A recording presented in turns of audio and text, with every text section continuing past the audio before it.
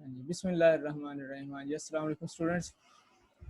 Last time हमने थोड़ा सा इंट्रोडक्शन डिस्कस किया था, दो लेक्चर्स में इंट्रोडक्शन ही थोड़ा सा डिस्कस हुआ है रिलेटिंग टू फार्मास्यूटिकल बायोटेक्नोलॉजी।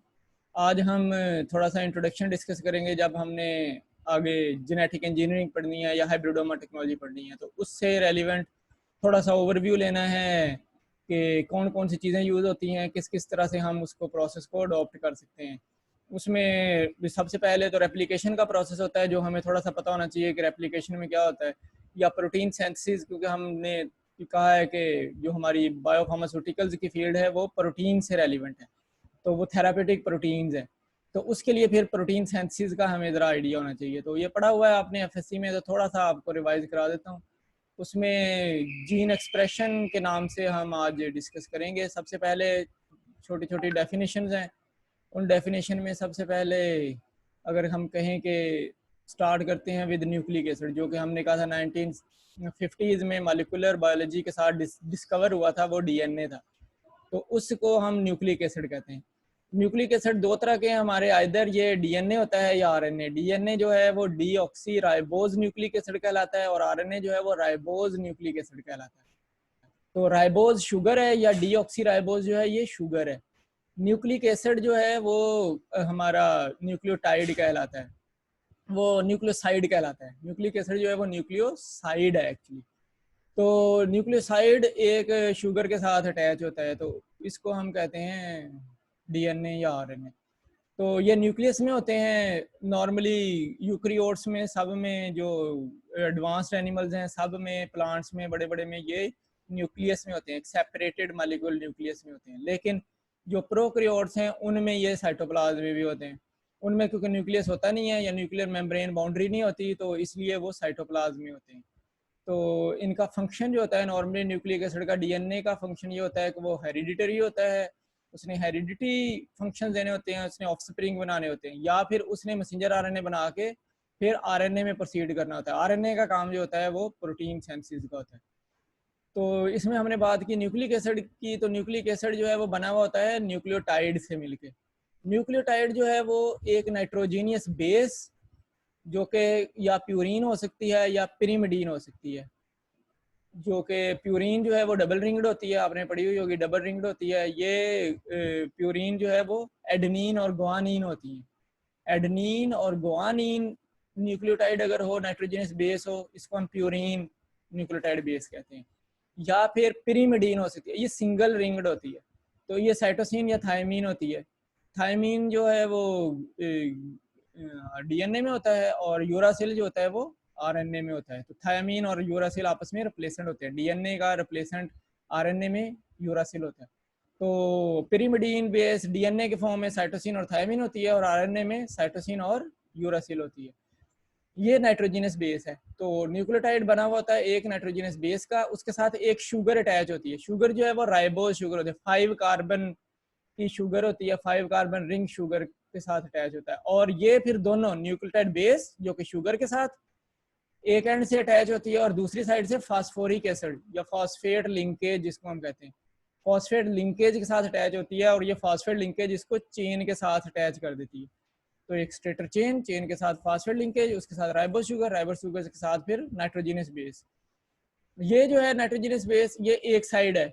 इसी तरह से ये एक न्यूक्लियोटाइड बना, इसके कंप्लीमेंट्री दूसरी साइड पे दूसरा न्यूक्लियोटाइड होता है। ये दो न्यूक्लियोटाइड मिलके एक स्टेप बनाते हैं, पूरा एक स्टेप बन जाता है। जैसे स्टेयर का स्टेप होता है, तो इस तरह से ये एक स्टेप बना देते हैं दो न्यूक्लियोटाइड मिलके। तो न्यूक्लियोटाइड का काम ये होता है कि ये बिल्डिंग ब्लॉक्स होते हैं, ये इस तरह से स्टेप बनते जाते तो सीढ़ी की तरह बन जाता है पूरे का पूरा डीएनए, जो कि डबल हीलिक्स, इसलिए हम इसको कहते हैं कि एक इधर, ये दोनों इस तरह होते हैं। और ये वाइंडेड होता है, ये ट्विस्टेड होता है। तो ट्विस्टेड होने की वजह से ये राउंड टर्न लिया हुआ होता है। तो न्यूक्लियोटाइड का काम है कि ये इसने न्यूक्लिक एसिड को बनाना है, जो कि डीएनए या आरएनए हो सकता है। तो डीएनए आरएनए जो है वो पॉलीमर कहला सकते हैं न्यूक्लियोटाइड के। न्यूक्लियोटाइड जो है वो फिर एक मोनोमर है, जिसका पॉलीमर जो है वो डीएनए और आरएनए होता है। No come to definition of gene. Gene जो है वो नॉर्मली हम कहते हैं कि जीन एक स्मॉलेस्ट पार्ट होता है, जो कि फंक्शनल यूनिट कहलाता है हमारे हेरिडिटरी मटेरियल का। या फिर हमारे प्रोटीन की सिंथेसिस के लिए यूज होने वाला एक स्पेसिफिक छोटा सा फंक्शनल यूनिट, छोटा सा पार्ट जो कि फंक्शनल होता है, फिजिकली फंक्शनल होता है, प्रेजेंट होता है फिजिकली और फंक्शनल होता है, वो एज अ हेरिडिटरी यूनिट हो सकता है। तो उसको हम जीन कहते हैं। जीन्स जो हैं वो डीएनए से मिलके बने हुए होते हैं। तो जीन्स जो है, जीन मिल के डीएनए बनता है, यानी कि ये कम से कम 3 न्यूक्लियोटाइड की सीक्वेंस अगर अटैच होगी, ट्रिपलेट ऑफ न्यूक्लियोटाइड अगर हम कहेंगे, एटलीस्ट कम अज कम, तो वो एक जीन को कॉन्स्टिट्यूट कर सकते हैं। 3 से कम का जीन नहीं हो सकता। 3 न्यूक्लियोटाइड मिलेंगे तो एक जीन बनता है, और हर जीन एक्सप्रेसिव भी नहीं हो सकता। नॉर्मली जीन ने एक्सप्रेस करना है in the form of heredity, उसने आगे ऑफस्प्रिंग में जाना है, या जीन ने कॉपी होना है in the form of messenger RNA, तो उसने प्रोटीन बनानी है। तो हर जीन, पूरे क्रोमोसोम में बहुत सारे जीन्स होते हैं, तो वो सारे फंक्शनल नहीं होते। तो ह्यूमंस में जो जीन्स हैं वो वेरी करते हैं, वो अप टू 2 मिलियन तक भी है, उसमें 2 मिलियन तक न्यूक्लियोटाइड बेसिस होती हैं। जीन इतना बड़ा भी होता है, और जीन इतना छोटा भी होता है कि उसमें ह्यूमन में 100 डीएनए या 200 या 300 डीएनए बेसिस हों, यानी कि न्यूक्लियोटाइड बेसिस। तो स्टार्टिंग फ्रॉम, ये ह्यूमन की बात हो रही है, ये यूकैरियोट्स की बात हो रही है। प्रोकैरियोट्स में 3 न्यूक्लियोटाइड वाला एक जीन हो सकता है, होता भी है और हो भी सकता है। लेकिन यूकैरियोट्स में फिर ये बहुत बड़े बड़े साइज के होते हैं। तो सबसे छोटा भी जो हमने देखा है वो तकरीबन 650 के राउंड अबाउट न्यूक्लियोटाइड बेसिस उसके अंदर होती हैं, 650 न्यूक्लियोटाइड बेसिस। और जो बड़े से बड़ा हमने देखा है वो अप टू 2 मिलियन बेसिस वाला देखा हुआ है। तो इस तरह से जीन्स डिफरेंट होते हैं। अच्छा, coming to the next slide. ये मैं आपको एक पिक्चर से आपको नज़र आ रहा है, ये एक डबल हेलिक्स डीएनए है। डबल हेलिक्स डीएनए जो है उसमें ये एक साइड चेन की है और ये दूसरी साइड चेन की है। ये डाउनवर्ड्स है, ये एरो से पता लग रहा है, ये एरो डाउनवर्ड्स जा रहा है। ये इस तरह से ये अपवर्ड्स है, तो यानी कि ये कंप्लीमेंट्री है। कंप्लीमेंट्री टू ईच अदर से मुराद अब ये है कि वो एक दूसरे से ऑपोजिट है। तो एक डाउनवर्ड जा रही है चेन और एक अपवर्ड जा रही है। तो इसके साथ ये जो आपको डिफरेंट कलर्स के नजर आ रहे हैं, ये न्यूक्लियोटाइड्स हैं। तो जैसे ये यहाँ से आप देखें तो ये जी लिखा है, ग्वानीन है, ये सी साइटोसिन है, ये थायमीन है, ये ए एडनीन है। इस तरह से ये कंप्लीमेंट्री, साइटोसिन का ग्वानीन होता है, थायमीन का एडनीन होता है, या फिर यूरासिल का एडनीन होता है। ये डीएनए है तो डीएनए में थायमीन होगा, तो यूरासिल जो है वो आरएनए में होता है। इस तरह से ये कंप्लीमेंट्री होते हैं। एक चेन को हम 3 एंड ऑफ द चेन कहते हैं। 3 एंड से मुराद है ये हमारी एक राइबोज शुगर है। ये 5 कार्बन है, 1 2 3 4 एंड 5th वन ये जो बाहर है। 4 सर्कल में है, चेन इस तरह से राउंड सर्कल में है, और 5वां बाहर है। ये राइबोज शुगर कहलाती है। इसका 1 2 और ये 3, ये 3 एंड कहलाता है, और ये 4 और ये जो बाहर है वो 5 एंड कहलाता है। अगर ये राइबोज शुगर का इस तरह से 5 एंड के साथ फास्फेट लिंकेज हो, ये 5 एंड है, 5 एंड के साथ ये फास्फोरिक एसिड लगा है 4 ऑक्सीजन के साथ। H2PO4 होता है ना फास्फोरिक एसिड, तो हाइड्रोजन उतर जाए तो नेगेटिव चार्ज आ जाता है, तो ये PO4 का मालिक्यूल है। हाइड्रोजन ये इसके साथ कार्बन के साथ लिंकेज में आ जाता है। तो ये जो फास्फेट का ग्रुप अगर 5 चेन के साथ लगा है तो ये 5 एंड ऑफ द चेन कहलाता है। यानी कि ये जो हमारी ये चेन चल रही है ये 5 एंड की चेन है, इसमें 5 के साथ लगा हुआ है। अगर ये राइबो शुगर हम उल्टी कर देंगे तो ये उल्टी हो गई। तो अब ये 1 2 और ये 3 के साथ फास्फेट लिंकेज है। यहाँ से देखें ऊपर भी 3 के साथ लगी हुई होगी, और ये 3 जो है इसके साथ ये फास्फेट लिंकेज लगी हुई है। ये 3 से फास्फेट, इधर 3 से फास्फेट नहीं है, यानी कि ये ऊपर नहीं है 3 से फास्फेट, ये नीचे है। 3 से फास्फेट नीचे है, 5 से फास्फेट ऊपर है, तो ये ऊपर को चल रही है। और ये 3 से फास्फेट, 3 ऊपर है और 5 नीचे है। 3 से ऊपर लिंकेज है और 5 से नीचे लिंकेज है, तो ये 3 to 5 चल रही है। 3 से चल रही है 5, ये 5 से 3 की तरफ चल रही है, तो ये 5 एंड कहलाएगा और ये 3 एंड कहलाएगा। इनके दरमियान जो हमारा 1 कार्बन होता है दोनों राइबोज शुगर का, इधर से भी राइबोज शुगर, इधर से भी राइबोज शुगर, इसका 1 कार्बन जो है उसके साथ एक नाइट्रोजीनियस बेस लगी हुई है। तो फास्फोरिक एसिड राइबो शुगर और नाइट्रोजनस बेस, ये एक न्यूक्लियोटाइड बनता है। ये न्यूक्लियोटाइड दूसरे साइड के न्यूक्लियोटाइड से, ये राइबो शुगर, ये फास्फेट लिंकेज, तो फास्फेट लिंकेज राइबो शुगर और ये न्यूक्लियोटाइड, ये थायामीन है और ये एडेनिन है। एडेनिन क्योंकि प्यूरिन बेसिस का है तो डबल रिंग्ड है, थायामीन जो है ये पिरिमिडीन का है तो ये सिंगल रिंग्ड है। तो इसका 1 कार्बन इसकी एक नाइट्रोजन बेस के साथ अटैच होता है, तो इसका 2 नाइट्रोजन जो कि फ्री होते हैं वो दूसरी के हाइड्रोजन के साथ, उसके नाइट्रोजन अमाइन जो है वो उसके हाइड्रोक्स कोई हाइड्रोजन होगा या कार्बोक्सी लिंकेज होगा, उसके साथ हाइड्रोजन बॉन्ड बना लेते हैं। तो ये हाइड्रोजन बॉन्डिंग बन जाती है इनके दरमियान, ये फुट स्टेप जुड़ जाते हैं बाय हाइड्रोजन बॉन्डिंग। तो इस तरह से ये इनके अंदर ये स्टेप्स लग जाते हैं, ये स्टेप्स बन जाते हैं और ये इस तरह से ट्विस्ट हो जाता है, ट्विस्ट चलता है जैसे ये आपको नजर आ रहा है। ये हमारा एक नॉर्मल डीएनए होता है। तो डीएनए में जब हम रेप्लिकेशन की बात करें, जीन एक्सप्रेशन की बात करें, तो जीन एक्सप्रेशन में जो जेनेटिक इंफॉर्मेशन है वो जेनेटिक इंफॉर्मेशन डीएनए डिटरमिन करता है, डीएनए का स्ट्रक्चर डिटरमिन करता है। उस स्ट्रक्चर के ऊपर यानी कि arrangement of nucleotide, DNA structure से मुराद है अरेंजमेंट ऑफ न्यूक्लियोटाइड्स। तो जो अरेंजमेंट ऑफ न्यूक्लियोटाइड डीएनए के ऊपर होगी वो रिस्पॉन्सिबल होगी सेल डिवीजन में कौन से करैक्टर्स ऑफस्प्रिंग में जाने हैं, डॉटर्स में जाने हैं। तो इसको हम जब जेनेटिक इन्फॉर्मेशन पेरेंट से डॉटर में जाती है, इसको हम डीएनए रेप्लिकेशन कहते हैं। तो जब ये डीएनए रेप्लिकेट करता है टू ऑफस्प्रिंग तो उससे फिर नए नए ऑर्गेनिज्म बनते हैं। लेकिन अगर प्रोटीन्स बनानी है तो उसको हम आरएनए रेप्लिकेशन कहते हैं। तो अगर डीएनए कॉपी हो जाए विद मैसेंजर आरएनए तो उसको हम आरएनए रेप्लिकेशन कहते हैं।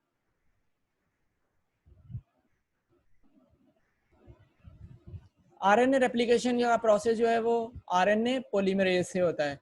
आरएनए पॉलीमरेजेस जो है ये एंजाइम्स का सेट है जो कि फंक्शन करता है in the formation of proteins from DNA. तो सबसे पहला प्रोसेस जो इसमें होता है आरएनए रेप्लिकेशन के प्रोसेस में, जो फॉर एग्जांपल प्रोटीन सिंथेसिस का प्रोसेस है, जीन एक्सप्रेशन का प्रोसेस है, जो हमारे काम का है वो प्रोटीन सिंथेसिस है।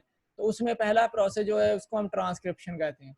ट्रांसक्रिप्शन में जो है वो डीएनए कन्वर्ट होता है इनटू मैसेंजर आरएनए, यानी कि डीएनए की एक कॉपी बनती है मैसेंजर आरएनए में in the presence of an enzyme known as transcriptase.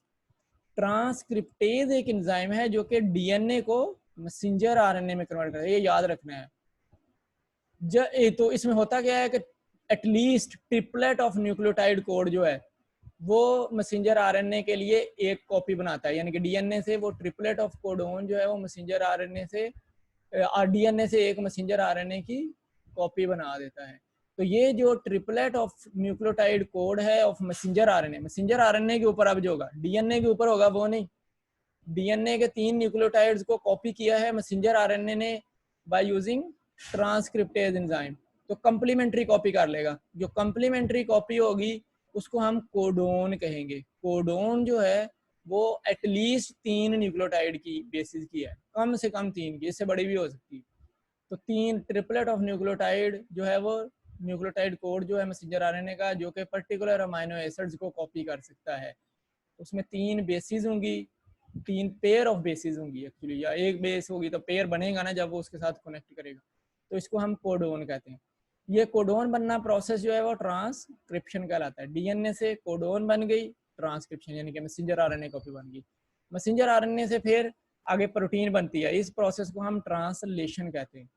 तो यूकैरियोट्स में जो मैसेंजर आरएनए है वो डीएनए से बाहर आ जाता है, वो डीएनए के अंदर नहीं रहता, वो न्यूक्लियस के अंदर नहीं रहता।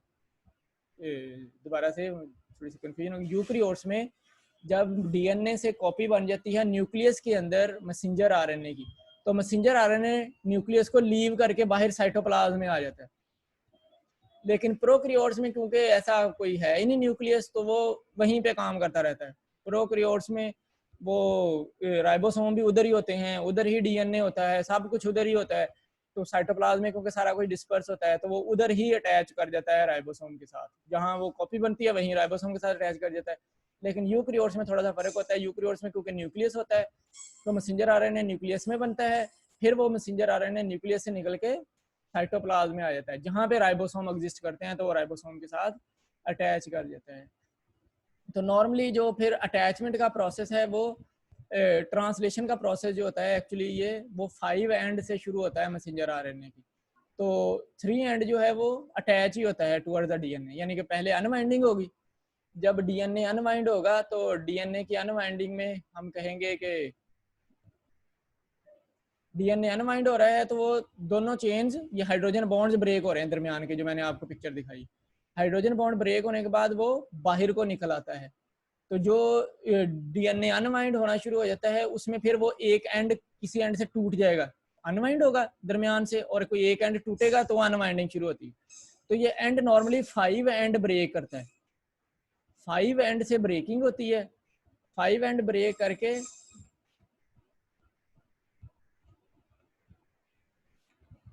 अगर ये आपको पिक्चर नजर आ रही है तो फॉर एग्जांपल यहाँ से ये फॉस्फेट लिंकेज ब्रेक कर जाए, ये फॉस्फेट लिंकेज ब्रेक कर देगी तो ये 5 एंड की फॉस्फेट है। ये फॉस्फेट लिंकेज ब्रेक करने से चेन यहाँ से टूट जाएगी।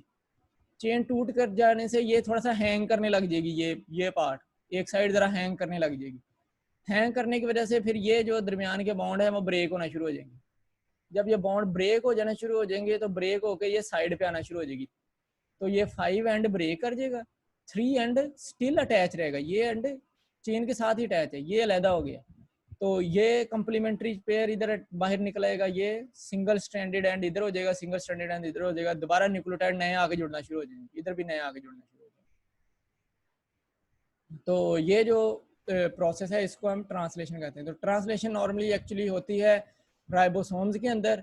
तो राइबोसोम्स के 2 सब यूनिट्स होते हैं जो कि साइटोप्लाज्म में होता है। एक होता है 50s सब यूनिट, लार्जर सब यूनिट कहलाता है, और एक स्मॉलर सब यूनिट कहलाता है जो कि 30s सब यूनिट होता है। तो दोनों सेपरेट होते हैं साइटोप्लाज्म में। जैसे ही मैसेंजर आरएनए आता है तो मैसेंजर आरएनए 30s सब यूनिट के ऊपर जाके अटैच हो जाता है। मैसेंजर आरएनए स्पेसिफिकली 30s में के अंदर न्यूक्लियोटाइड्स को सिलेक्ट करता है और उसके ऊपर जाके अटैच होना शुरू हो जाता है।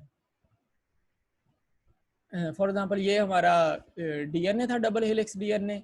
ये डबल हेलिक्स डीएनए अनवाइंड हो गया। अनवाइंड होने से ये एक साइड इधर आ गई है। तो ये अनवाइंड होने के बाद वो सेपरेट हो गया। तो आरएनए पॉलीमरेज एंजाइम आया, उसने इसके ऊपर जो न्यूक्लियोटाइड एक्सपोज हो गए थे, उनके बॉन्ड ब्रेक कर गए थे, तो उनके ऊपर कंप्लीमेंट्री न्यूक्लियोटाइड बनाना शुरू कर दी। ये चेन आगे से आगे चलती जाएगी चलती जाएगी। फॉर एग्जांपल ये ब्लैक कलर बनाया है और ये ब्लैक कलर बनाया है, इसके दरमियान अनवाइंडिंग होनी है। तो ये यहाँ से फॉर एग्जांपल शुरू हुआ तो ये यहाँ से ये बनना शुरू हुई, यहाँ तक हम आ गए तो ये बन रही है और ये यहाँ तक चलेगी। इतनी चेन कॉपी होगी, यहाँ से स्टार्ट है इतना। फॉर एग्जांपल ये एक जीन है तो इतना जीन कॉपी होना है। आरएनए पॉलीमरेज से ये मैसेंजर आरएनए कॉपी हो जाएगा। ये प्री मैसेंजर आरएनए कहलाता है, फिर ये मैसेंजर आरएनए में कन्वर्ट होता है। प्री मैसेंजर आरएनए और मैसेंजर आरएनए मैं आपको थोड़ा सा समझाता हूँ थोड़ी देर बाद। तो प्री मैसेंजर आरएनए बन जाता है। ये प्री मैसेंजर आरएनए जो है वो जब डीएनए से कॉपी होता है तो वो प्री मैसेंजर आरएनए कहलाता है। फिर जब वो मैच्योर हो जाता है कि वो मैसेंजर आरएनए है, वो मैसेंजर आरएनए जो है वो नॉर्मली मैसेंजर आरएनए कहलाता है, जिसने जाके उसके अंदर राइबोसोम में अटैच करना है। तो ये 30s सब यूनिट है राइबोसोम का। इसके ऊपर सेलेक्टिवली जाके ये मैसेंजर आरएनए जो है वो अटैच कर देता है। फिर उसके साथ दूसरा बिल्डिंग ब्लॉक जो 50s का होता है वो आके उसके सामने अटैच होता है। वो देखता है कि उसके अपने 30s सब यूनिट के कंप्लीमेंट्री न्यूक्लियोटाइड जो होते हैं उनके अगेंस्ट ये आके, ये दरमियान से आपको नजर आ रहा है, ये राइबोसोम जो है जरा ग्रे कलर का है, तो ये थोड़ी सी पिंक कलर की आपको नजर आ रही है मैसेंजर आरएनए की। तो ये ग्रे कलर दरमियान में बॉन्ड बना है, ये ग्रे कलर का ये बॉन्ड बनना शुरू हो गया। ये complementary sequence of 30s and 50s सब यूनिट ऑफ राइबोसोम की होती है। तो ये आपस में उसके ऊपर आके अटैच होना शुरू हो जाता है। ये प्रोसेस जो है इसको हम ट्रांसलेशन कहते हैं। जब ये दोनों बॉन्ड आपस में मिल जाते हैं तो ये ट्रांसलेशन कहलाता है। तो जो राइबोसोमल सब यूनिट होते हैं उनके अंदर फिर प्रोटीन होती हैं, यानी कि उसमें अमाइनो एसिड्स होते हैं। उसमें अमाइनो एसिड जो हैं वो स्पेशलाइज्ड आरएनए मॉलिक्यूल्स के ऊपर होते हैं, यानी कि 2 आरएनए मॉलिक्यूल्स राइबोसोम्स में होते हैं। एक को हम राइबोसोमल आरएनए कहते हैं, ये आरएनए कहलाता है, और दूसरे को हम ट्रांसफर आरएनए कहते हैं, ये टीआरएनए कहलाता है। तो दोनों का काम स्पेसिफिक है। ट्रांसफर आरएनए मॉलिक्यूल जो है ये अडेप्टर है, इसने क्या करना होता है, इसने उठा के लाने होते हैं न्यूक्लियोटाइड्स, इसका काम है ट्रांसफर करना from inner side of the ribosome to the chain of messenger RNA. ये मैसेंजर आरएनए की कंप्लीमेंट्री चेन के ऊपर ला के रख देता है, ये काम होता है ट्रांसफर आरएनए का। तो इसका जो वन एंड होता है वो triplet of code of messenger RNA को कंप्लीमेंट्री बेस पेयरिंग देता है, और दूसरा एंड जो है उसके ऊपर ट्रांसफर आरएनए की बात हो रही है। ट्रांसफर आरएनए वो आरएनए होता है जो रीड करता है मैसेंजर आरएनए के ट्रिपलेट के कोड को, मैसेंजर आरएनए ट्रिपलेट कोड को रीड करता है। मैसेंजर आरएनए के ट्रिपलेट कोड को रीड करके जो कंप्लीमेंट्री बेसिस होती हैं वो बेस पेयरिंग वो उनके ऊपर आके लगाना शुरू कर देता है, ऊपर रखना शुरू कर देता है। तो उसके ऊपर एक अमाइनो एसिड अटैच होता है, वो पहला अमाइनो एसिड जहाँ से मेथोनिन अटैच होती है, पहला अमाइनो एसिड वो ऑलरेडी अटैच्ड होता है, वो उसके साथ अटैच्ड होता है। तो ये जो उसके साथ आता है तो एक एंजाइम सिक्रीट होता है जो कि amino acyl transfer RNA complex कहलाता है। तो मैसेंजर आरएनए को अमाइनो एसाइल टीआरएनए जो है वो कम्प्लेक्स करता है with messenger RNA. Messenger RNA और ट्रांसफर आरएनए आपस में अमाइनो एसाइलेज जो एंजाइम है उससे आपस में मिल जाते हैं। जब ये आपस में मिल जाते हैं तो उसके बाद फिर जो आरएनए होता है वो आरएनए नया अमाइनो एसिड उठाता है और वो इस चेन के ऊपर लगा देता है। मेथोनिन से शुरू हुआ, ट्रांसफर आरएनए भागा आया, उसने मेथोनिन लगाई। ये आप पिक्चर में देखें, ये हमारी प्रीवियस पिक्चर जो हमने पीछे देखी है, ये 30 या सब यूनिट के ऊपर इस तरह से मैसेंजर आरएनए आके लग गया था। ये 5 एंड है और ये 3 एंड है।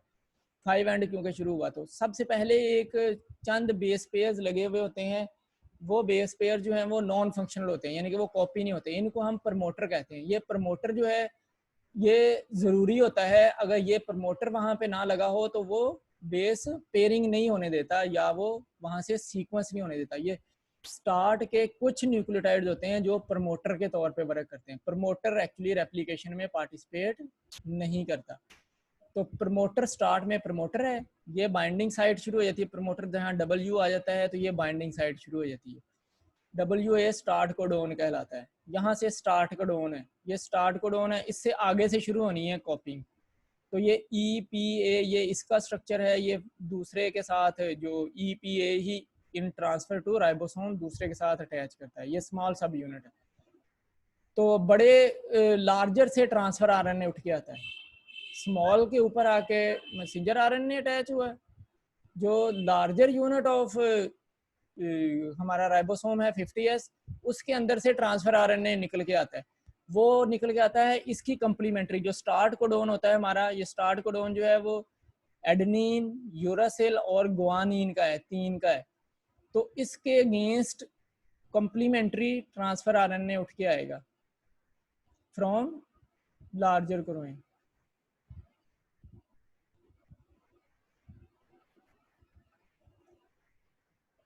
जो हमारा स्मॉल सब यूनिट ऑफ राइबोसोम है उसने अटैच करना है मैसेंजर आरएनए की कोड को, मैसेंजर आरएनए को अटैच करना है।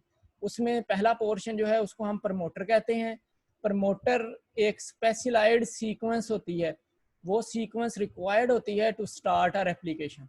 तो ये सीक्वेंस जो CCGUUA, नॉर्मली अगर UUA भी लगी होगी यानी यूरासिल और एडेनिन, ये 3 बेसिस लगी हैं तो ये स्टार्ट जो है प्रमोटर कहलाएंगी। या फिर ये पूरा जो है वो CCGUUA कहलाता है, ये प्रमोटर ग्रुप है। प्रमोटर ग्रुप अगर होगा तो फिर कोडोन स्टार्ट होगी, यानी कि कोडोन जो है वो फिर कॉपी होना शुरू होगी। तो ये छोड़ दें पहला, तो फर्स्ट स्टार्ट कोडोन जो है वो एडेनिन, यूरासिल और गुआनिन है। ये रीड किया है स्मॉल सब यूनिट में, इसने सिग्नल दिया है to the large subunit के मेरे पास कोडोन जो है वो एडेनिन, यूरासिल और गुआनिन है। तो उसने लार्ज सब यूनिट ने ट्रांसफर आरएनए को के ऊपर ये इसने इंफॉर्मेशन ट्रांसफर आरएनए को भेजी थी। ट्रांसफर आरएनए ने पिक किया फ्रॉम लार्ज सब यूनिट उसके कंप्लीमेंट्री ए के कंप्लीमेंट्री यू और यू के कंप्लीमेंट्री ए और जी के कंप्लीमेंट्री सी, ये 3 न्यूक्लियोटाइड पिक किए उसने कंप्लीमेंट्री। तो कंप्लीमेंट्री पिक करने के बाद वो लेके आ गया, उसके ऊपर एक मेथियोनीन ऑलरेडी लगा हुआ अमाइनो एसिड होता है, वो लेके आया और वो कोडोन के ऊपर आके उसने यहाँ रख के अटैच कर दिया। तो ये जो कि उससे complementary messenger RNA triplet of codon लाया है, ये ट्रिपलेट ऑफ कोडोन थी जो कि मैसेंजर आरएनए के ऊपर था, ये उसके कंप्लीमेंट्री कोडोन है, ये कोडोन नहीं है, ये कंप्लीमेंट्री कोडोन है, यानी कि ये उससे रिवर्स है, उल्टी है। तो ये कंप्लीमेंट्री कोडोन जो है ये एंटी कोडोन कहलाती है। तो एंटी कोडोन आके कोडोन के ऊपर, तो एंटी कोडोन जो है वो ट्रांसफर आरएनए के ऊपर होता है, transfer RNA anti codon carry करता है, वो इसके ऊपर आके इसके सामने आ जाता है। फिर अमाइनो एसाइल ट्रांसफिरेज एंजाइम जो है वो इनका बॉन्ड बनाता है, इन दोनों को आपस में मिला देता है, हाइड्रोजन बॉन्डिंग बनाता है, अमाइनो एसाइल ट्रांसफिरेज। और अमाइनो एसाइल ट्रांसफिरेज जो है वो राइबोसोमल आरएनए, ये इनसे जो अब रीड हुआ है, ये एक ट्रिपलेट ये रीड हुई है, दोनों आपस में मिले हैं, तो एक अमाइनो एसिड इससे फिर रीड हुआ है। तो एक अमाइनो एसिड जो है वो मैथोनीन है एक्चुअली, वो मैथोनीन इससे जो रीड हुआ है वो मैथोनीन इसके ऊपर आके अटैच करने लग जाए, अटैच कर जाएगा, तो ये एक अमाइनो एसिड लगेगा। इस तरह दूसरी आएगी वो CCG है, तो ये GGC के एक एंटी कोडोन आएगी, वो यहाँ लगेगी, वो एक राइबोसोमल आरएनए को एक नया इन्फॉर्मेशन देगी, वो नई इन्फॉर्मेशन राइबोसोमल आरएनए ला के इसके ऊपर बाइंड करवा देगा।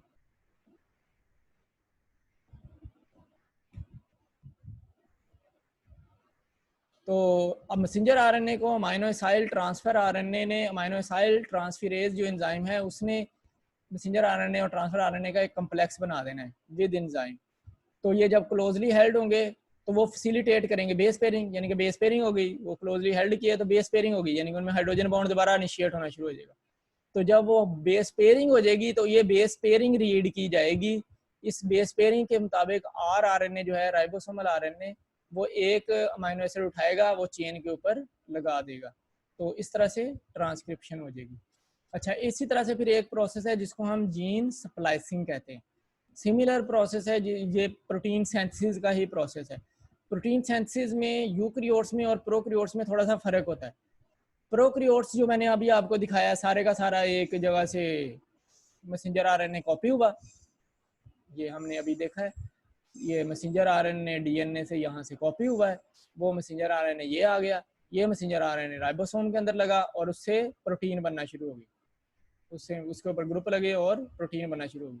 अनटिल अनलेस की कोई स्टॉप कोडोन आ जाती है, स्टॉप कोडोन ब्लैक कलर की होती है, वो स्टॉप कोडोन जो है वो उसको रोक देती है, वो AAA सीक्वेंस होती है एक्चुअली, ए आ जाता है, ये स्टॉप कोडोन होता है। तो ए आ जाए तो वहाँ पे फिर ये नया ग्रुप नहीं, ये डिटैच होती है, जो फिर ये ऊपर प्रोटीन बनी होती है वो वहाँ से डिटैच होना शुरू हो जाती है। तो जीन स्प्लाइसिंग जो है, जीन स्प्लाइसिंग एक्चुअली यूकैरियोट्स में होती है, ये प्रोकैरियोट्स में सारे का सारा प्रोटीन सिंथेसिस का प्रोसेस ये है जो हमने पढ़ा है। लेकिन जब हम यूकैरियोट्स की बात करें तो यूकैरियोट्स में थोड़ा सा डिफरेंट होता है। यूकैरियोट्स में जीन एक्सप्रेशन जो है वो स्प्लाइसिंग की फॉर्म में होती है, क्योंकि यहाँ पे फिर जब पहली दफ़ा यहाँ से मैसेंजर आरएनए बनेगा तो मैसेंजर आरएनए के ऊपर एक एंजाइम एक्ट करेगा, एंजाइम स्प्लाइसोसोम एक्ट करता है, वो इसको मैच्योर मैसेंजर आरएनए में कन्वर्ट करता है। ये प्री मैसेंजर आरएनए, वो मैंने आपको इससे पिछली में दिखाया था, प्री मैसेंजर आरएनए लिखा था, फिर मैसेंजर आरएनए लिखा था। यूकैरियोट्स में तो ये ऐसे ही होता है, वही प्री मैसेंजर आरएनए होता है, वही मैच्योर मैसेंजर आरएनए होता है। लेकिन जब यूकैरियोट्स की बात करते हैं तो प्री मैसेंजर आरएनए कुछ और होता है और मैच्योर मैसेंजर आरएनए कुछ और होता है। यानी कि मैसेंजर आरएनए वो कॉम्प्लीमेंट्री कॉपी थी जो कि डीएनए से बनी है, वो मैसेंजर आरएनए है। अब अगर ये सारा मैसेंजर आरएनए ऐसे ही राइबोसोम के ऊपर लग जाए तो ये नॉर्मल प्रोसेस है जीन एक्सप्रेशन का।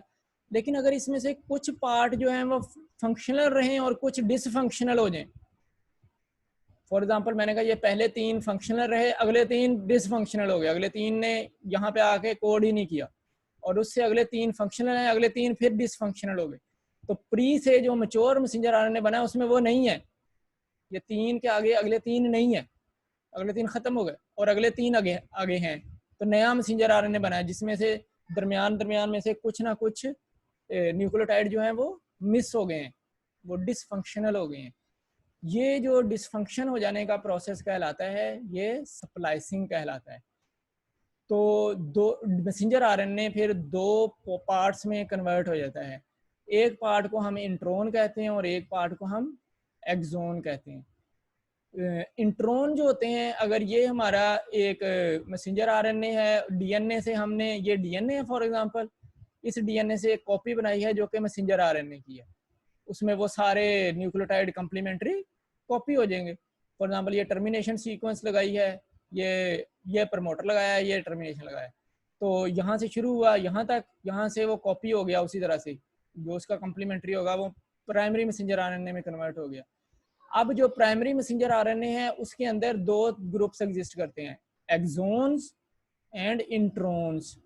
तो एक्सोन्स जो हैं वो सेगमेंट्स होते हैं जिन्होंने प्रोटीन कोडिंग करनी है, प्रोटीन सिंथेसिस करनी है। एक्सोन यानी कि ये बाहर वाले हैं जो कि बाहर बाहर रह जाते हैं, इंट्रोन वो जो कि अंदर छुप जाते हैं, वो अंदर बंद कर दिए जाते हैं। तो इंट्रोन वो सेगमेंट होता है जीन का जो कि एक्सोन्स के दरमियान में होता है। दो एक्सोन आ गए तो उनके दरमियान में जो होगा वो, ये एक एक्सोन आ गया और ये एक एक्सोन आ गया, इसके दरमियान ये इंट्रोन है।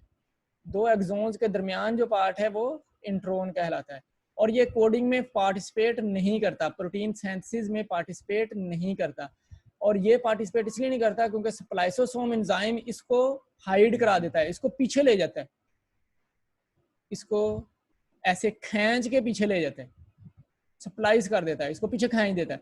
पीछे खींचने से ये एक्सोन और ये एक्सोन आपस में जुड़ जाते हैं और ये वाला एक्सोन भी इसके साथ जुड़ जाता है। ये जो इंट्रोन है ये पीछे खींच दिया गया, ये इंट्रोन पीछे खींच दिया गया, इस तरह से ये बनाया है, ये पीछे को कर दिया गया।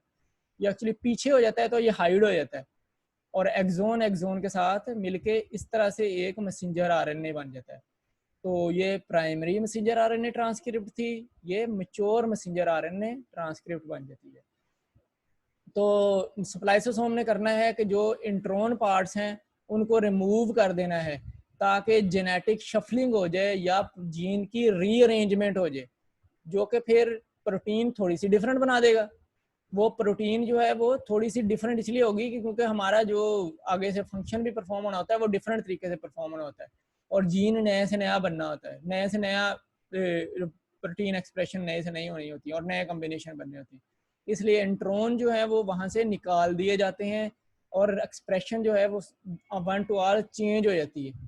जो प्रोटीन की एक्सप्रेशन होती है वो उस ओरिजिनल मैसेंजर आरएनए से चेंज हो जाती है।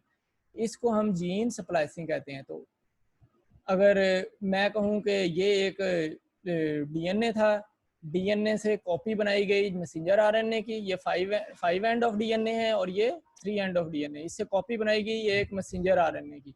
इसमें पहला ग्रुप एक प्रमोटर कहलाया, वो ग्रुप जो मैंने आपको कहा था UUA का ग्रुप होता है वो प्रमोटर कहलाता है, ये प्रमोटर, उसके आगे हमारा मैसेंजर आरएनए बाकी।